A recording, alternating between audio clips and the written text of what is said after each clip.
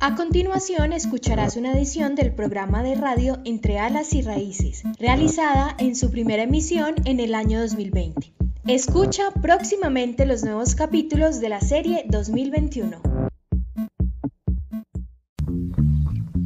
Entre Alas y Raíces, voces de refugiadas y migrantes.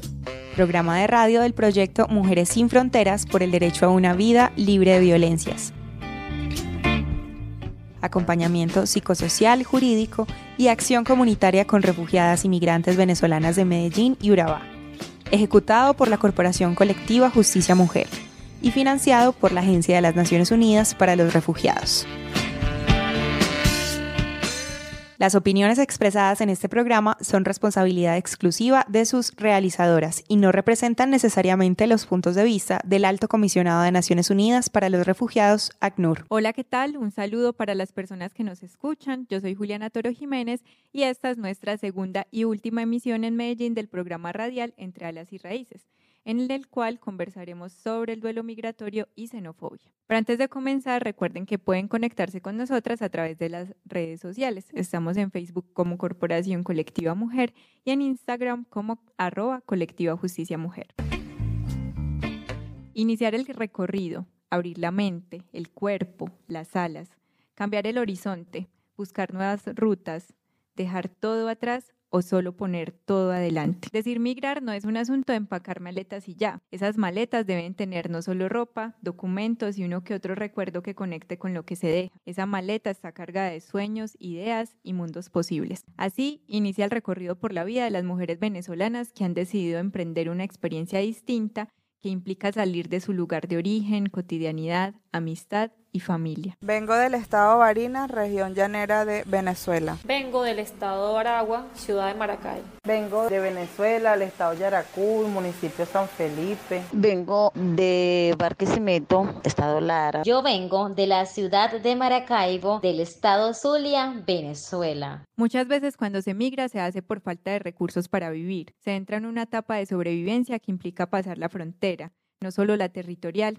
sino la que invita a transformar las maneras de relacionarse, alimentarse y comunicarse. Estas acciones se convierten en la ruptura de los lazos con lo que era vital, las costumbres, la familia, amistades y hasta conocimientos. Se ingresa a otro mundo que a lo mejor no es el soñado, a un mundo desconocido que incita a reconocer la pérdida que necesita de la elaboración de un duelo, pero es un duelo distinto, al entender que se pierde ganando. ¿Cómo así que se pierde ganando? Sí, porque atravesar las fronteras territoriales es pasar las fronteras mentales, afectivas, formativas, resistentes y reexistentes. El lugar que más me gusta del estado Barinas son los ríos, el río Santo Domingo, ya que Barinas es la capital de los ríos de Venezuela. El lugar que más me gusta del estado de Aragua son las playas de Ocumare de la costa. El lugar que más me gusta de mi ciudad es la vereda del lago de Maracaibo. El lugar que más me gusta de mi tierra es visitar a mi abuela. Hablar del duelo migratorio lleva consigo varias etapas y para conocerlas nos acompaña Ángela, profesional social en Medellín del proyecto Mujeres sin Fronteras.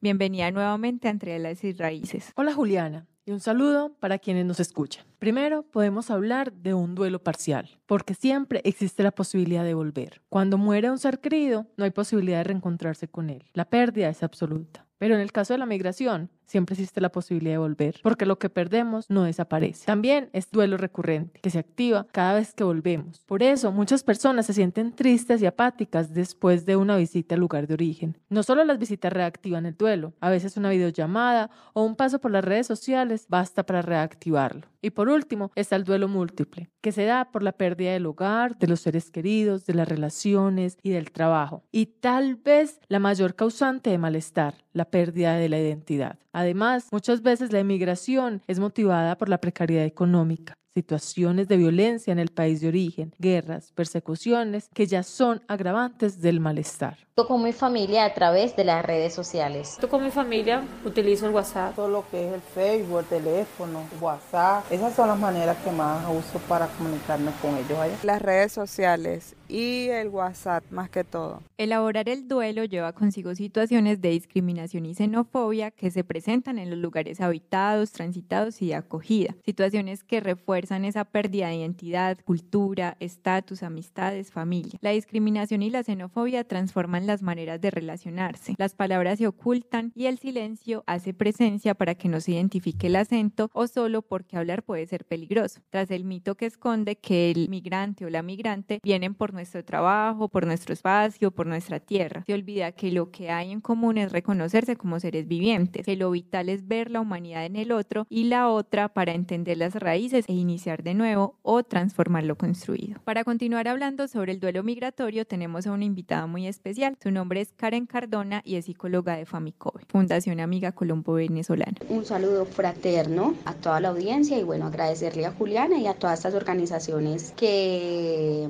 apoyamos pues como esos procesos migratorios. Famicove es una fundación que atiende población migrante con necesidad de protección internacional, principalmente en características clínicas o de salud. Ofrecemos servicios de medicina general, oftalmología, psicología, pediatría. Aparte de ello, pues hacemos otras actividades internas como la donación de algunos artículos como ropa, kit de bebé, lo que esté a nuestro alcance. La otra línea que tenemos de fortalecimiento es la de orientación. Allí lo que hacemos es orientar precisamente en rutas de salud, migración, educación y apoyar todos estos procesos de acomodación, pues como en este nuevo contexto, toda la población migrante. Karen, cuéntanos, ¿qué situaciones son las que más se atienden durante la elaboración del duelo? Bueno, de las situaciones que más se emergen y que es necesario pues como hacer parte del proceso del duelo es la asimilación y la aceptación. Creo que eso es primordial para facilitar precisamente esa acomodación a nuevos contextos, porque es precisamente enfrentar al migrante a una realidad totalmente diferente a la que ya tenían allá en Venezuela, entonces a un contexto diferente, a unas costumbres diferentes, lo que requiere pues un proceso adaptativo. Todos los procesos de adaptación requieren de cambios y muchas veces, y nosotros como especialistas en salud es que percibimos esos cambios físicos, emocionales y en esos pues también mentales, que finalmente hacen parte del proceso del duelo y que como organizaciones lo que hacemos es apostarle como a ese apoyo y ese acompañamiento integral para facilitar este proceso. ¿Cuál es el mayor temor que manifiestan las mujeres refugiadas y migrantes en la elaboración de su duelo? Definitivamente pues el temor más grande es la nueva realidad. O sea, creo que todos los seres humanos, y creo que es una consigna social, y es que el miedo a lo desconocido siempre va a generar un cambio, ¿cierto? Entre esos se identifica ese miedo, ese temor, en especialmente pues como a estas mujeres, porque se nota de pronto en esa condición de fragilidad, ¿cierto? De qué estoy haciendo acá, de necesito proteger a mis hijos, necesito mirar cuáles herramientas me brinda el medio para salir adelante. Y bueno, entre esas a veces nos encontramos desde la clínica con aspectos como la demanda o la sobreexigencia de labores que de pronto no cumplían allí. Claro, ese choque cultural y ese choque de nuevas realidades de ayer una profesional y aquí estoy limpiando casas o aquí estoy de mesera o a veces trabajadoras sexuales. Muchas gracias, Karen. Por último, me gustaría que nos cuentes algunos tips psicológicos para el autocuidado y el abordaje del duelo migratorio. Bueno, dentro de esas recomendaciones que podrían servirnos para ese proceso adaptativo sería el reconocimiento del contexto. Eso es fundamental porque escapamos hacia una nueva realidad que no conocemos y que llegamos y nos damos cuenta de que es totalmente diferente. Entonces es súper importante que nos tomemos el tiempo de saber cuáles son sus sistemas, de cuáles son sus normativas, de cuáles son esas consignas estatales que debo tener en cuenta para yo permitirme esa estadía en este lugar, y más si pienso que esto posiblemente sea a largo plazo. También el socializar, el fraternizar, el conocer otras personas, el abrirme a ese nuevo contexto que me permita a mí fortalecer esas redes de apoyo. Es súper importante apostar a la autogestión, es decir, yo qué estoy haciendo para salir adelante, qué herramientas me permite el medio y qué herramientas tengo yo para confrontar esta situación. Finalmente, liberarse de esos prejuicios sociales, porque a veces llegamos ya con una predisposición o un condicionamiento que no nos va a permitir abrir esas miradas hacia nuevos aspectos, nuevos reconocimientos. Mil gracias, Karen, por habernos acompañado y compartir tu experiencia en este transitar del acompañamiento en el duelo migratorio. ¿Sabías que? ¿Sabías que la xenofobia es el miedo y la estigmatización hacia las personas extranjeras? ¿Sabías que llamamos xenófoba a una persona que discrimina a los extranjeros solo porque lucen y tienen un acento distinto? Ya tenemos una idea de qué es la xenofobia. Si nos remitimos a la etimología u origen de la palabra, nos encontramos que xeno significa extranjero y fobia indica temor. Esto se ha traducido en odio, rechazo, discriminación de quien es distinto o distinta, quien viene de otro territorio, quien no habla igual a mí. Se ha convertido en la acción de exclusión de todo lugar, la no aceptación de su persona, sus costumbres, sus pensamientos, su humanidad. La xenofobia es la barrera que nos ha impedido sentirnos y siendo plenos de ciudadanía mundial nos delimita, nos pone fronteras, nos encierra en el miedo al otro o a la otra. La historia de la hermandad termina en un acento, en un alimento o en la manera de mencionar un objeto. Mi mayor temor al salir de Venezuela fue que mi familia sufriera algún tipo de violencia o de persecución debido a que los motivos que me hicieron salir de mi país fueron estos mismos. El peligro al cruzar la frontera con mis 2 hijos.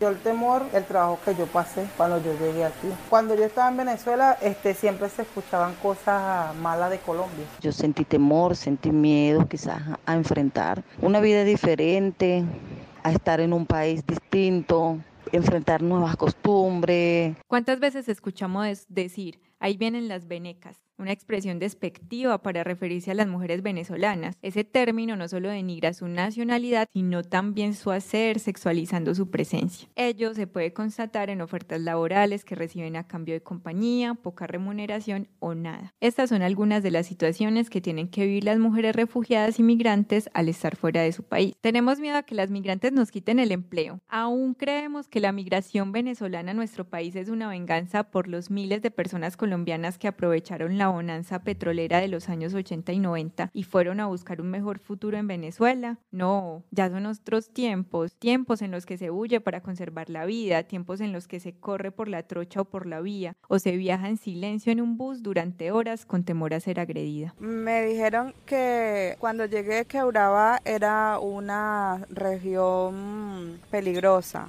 que era un territorio muy conflictivo, que tenía que tener mucho cuidado. Cuando llegué a Urabá no me ofrecieron nada. Cuando llegué a Urabá me ofrecieron trabajos fáciles como la prostitución. Bueno, pero no nos quedemos con el tema de la xenofobia como un asunto particular. También hay que hablar sobre discriminación. Entonces, para ello contamos con la presencia de Mónica López, abogada del proyecto Mujeres Sin Fronteras. Hola, Mónica, nuevamente bienvenida a Entre Alas y Raíces. Muchas gracias, Juliana. Lo que dices es muy importante. La xenofobia no es solo un acto reprochable, sino que de ella deviene también la discriminación, que se entiende como una acción violenta contra quien se considera diferente por su origen nacional, su religión, su posición política o demás razones. En este sentido, la Constitución Política Colombiana, en el artículo 13, consagra el derecho fundamental a la igualdad. Todas las personas nacen libres e iguales ante la ley. Expresa que no debe haber discriminación por razones de sexo,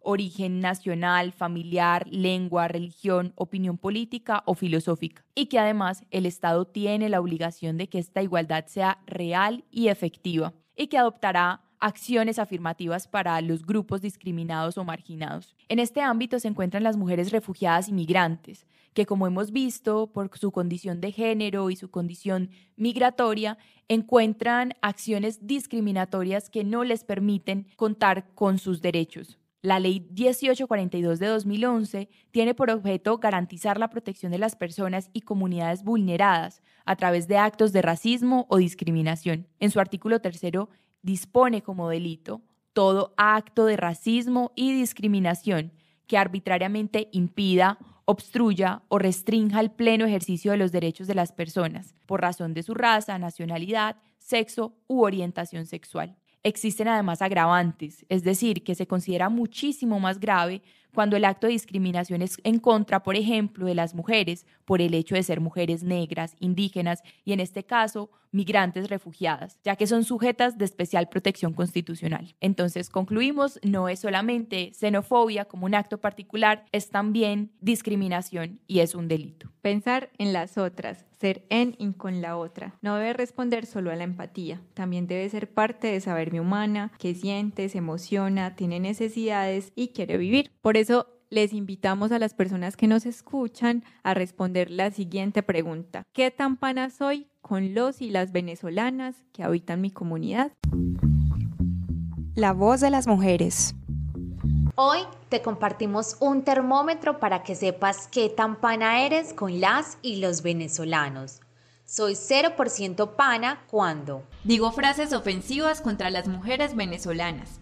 Hablo mal de las personas venezolanas por las cosas que he visto o que me han contado que ellas hacen. Digo que las venezolanas solo vinieron a poner problemas.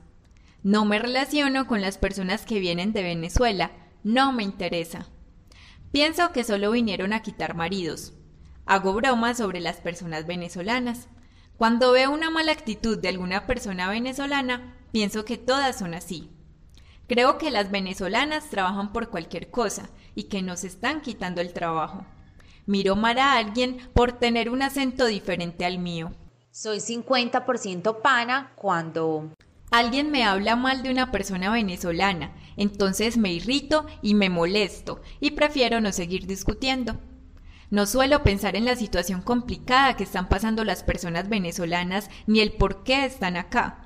Creo que cada uno tiene sus propios problemas y no me intereso mucho por los de ellos. Creo que tienen razón algunos prejuicios sobre las personas venezolanas, aunque también sé que hay gente diferente. soy 100% pana cuando alguien me habla mal de una persona venezolana y yo me relajo. No lo agredo y puedo explicarle por qué no debe hablar así de esa persona. Soy capaz de ponerme en los zapatos de las y los venezolanos y sentir por lo que ellos están pasando. Soy consciente de que todas las personas somos diferentes y no generalizo el comportamiento de las y los venezolanos. Veo a alguien discriminando a una persona venezolana y le hago caer en cuenta que la xenofobia no es un juego y que genera consecuencias graves. Algunos de los fragmentos que acabamos de escuchar hacen parte del Pananómetro que fue realizado por la campaña Somos Panas Colombia de la Agencia de las Naciones Unidas para los Refugiados. En esa campaña se busca desalentar la xenofobia e incentivar la solidaridad hacia la población venezolana que tuvo que dejar su país para buscar protección y un mejor futuro en el nuestro. Entonces, para darles más herramientas a las refugiadas y migrantes venezolanas en aras de garantizar sus derechos, Mónica López nuevamente nos acompaña para contarnos cuáles son las autorizaciones que les permiten permanecer en el territorio nacional. En este caso, Colombia cuenta con algunas medidas de control migratorio, entre ellas la expedición de documentos oficiales que permiten una migración organizada y garante. Ejemplo de esto son el permiso especial de permanencia, el permiso especial de permanencia para el fomento de la formalización, que es laboral, y tarjeta de movilidad fronteriza, entre otros. Por otro lado, está también el reconocimiento por parte del Estado de la condición de refugiados y refugiadas, entendidos como aquellas personas que no pueden regresar a su país de origen debido a un temor fundado de persecución, poniendo en riesgo su vida, y que requieren protección internacional. Para esto el Estado colombiano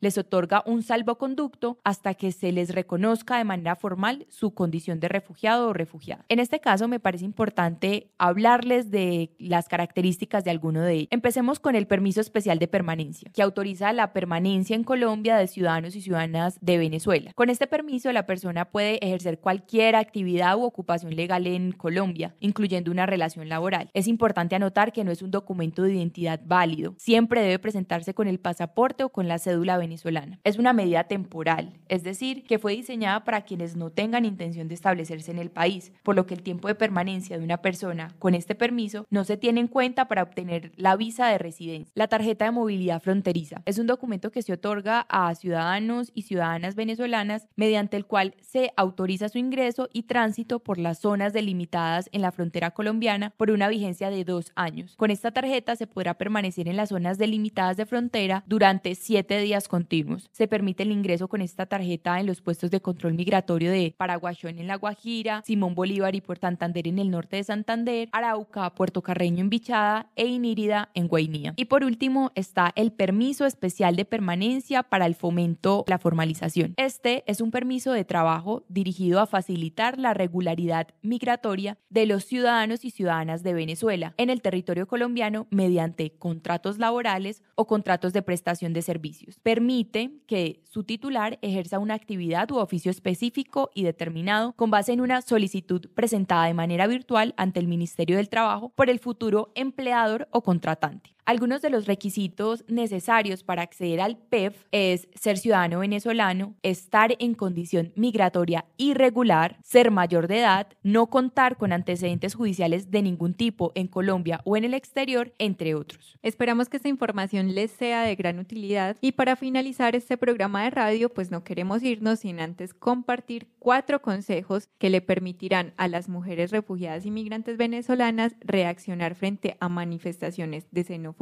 o de rechazo. El alma de las mujeres.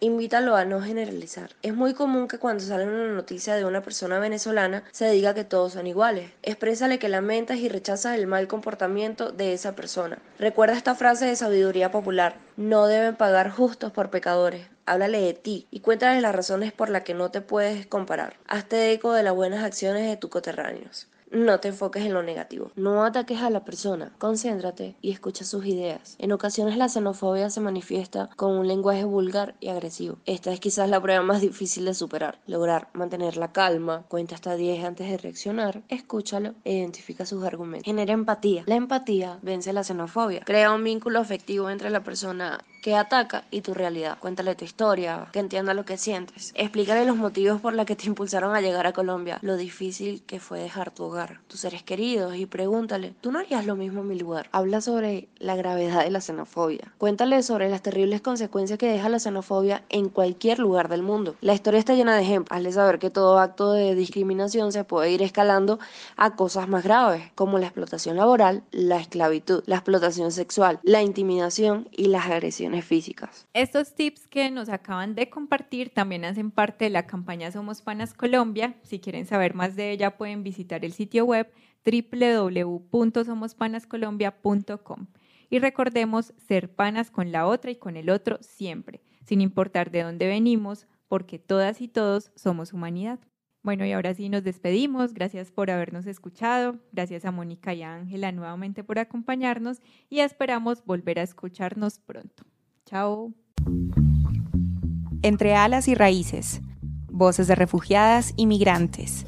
Programa de radio del proyecto Mujeres sin Fronteras por el derecho a una vida libre de violencias.